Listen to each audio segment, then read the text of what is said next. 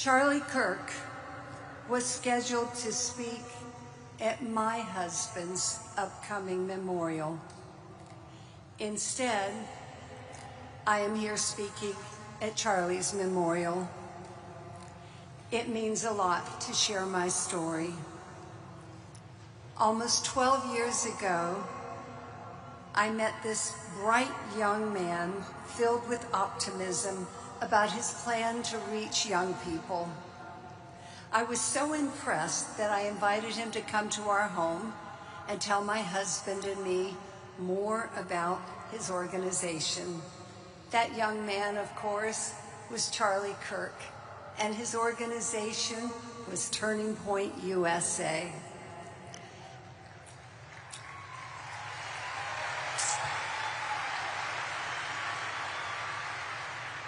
Charlie told us how he wanted to start 2 chapters in North Florida. When asked how much money it would take, he told us he thought it would take about $50,000. Not knowing anything about this young man except that he sounded impressive, we told him that if he could raise the first half, we would give him the remaining $25,000. 2 days later, Charlie called to say that he had raised the money. He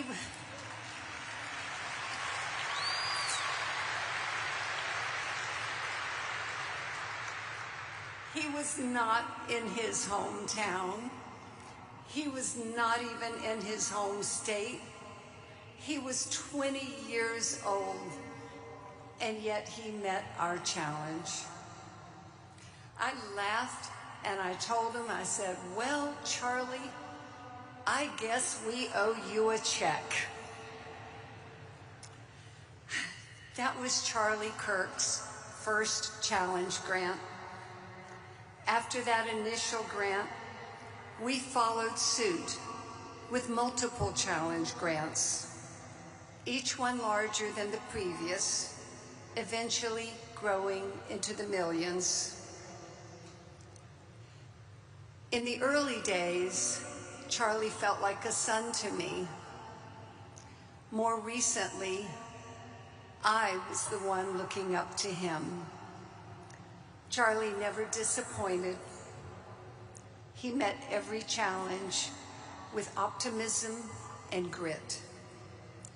Today, I feel like Charlie is challenging us.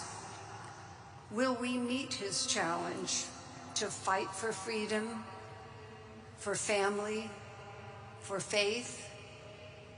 More importantly, will we do this the way that Charlie did, with a heart that loves God? Before you answer that question, I would like to share something else with you. Shortly before I met Charlie, I had become very discouraged about the atmosphere in our country. I even suggested to my husband that maybe we should stop trying. It seemed that the money and time we were giving to freedom causes did not seem to be making a difference. Bill asked me to read an article by Larry Reed. The essence of the article said this: if we truly believed in freedom, we must never stop trying to preserve it. We had a moral obligation to fight for freedom. And as long as there is a breath in our bodies, we must fight.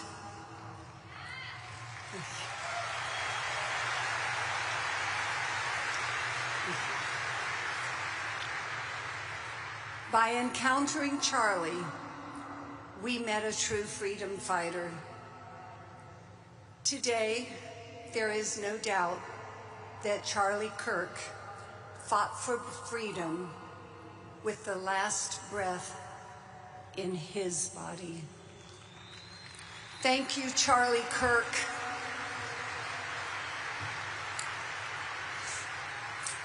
And thank you to everyone who will not stop fighting, to all who will meet the challenge Charlie gave us. Thank you.